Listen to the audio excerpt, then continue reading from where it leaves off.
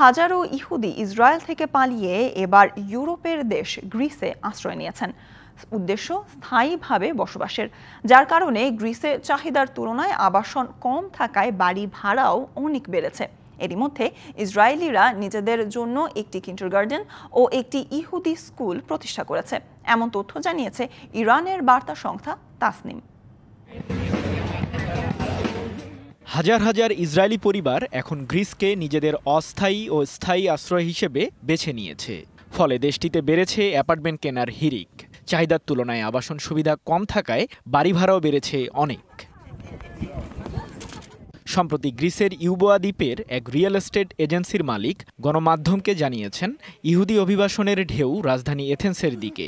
তবে কিপসিয়া এবং গ্লিভাদায় ইসরায়েলি অভিবাসীদের উল্লেখযোগ্য সংখ্যক উপস্থিতি দেখা যায়।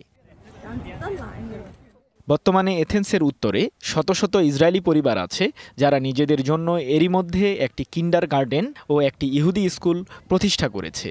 এথেন্সে আসা ইসরায়েলিরা তাদের নিজ দেশে ফিরতে চায় না।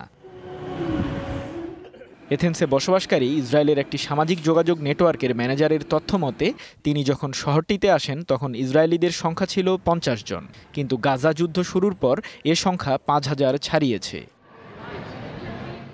DBC news desk.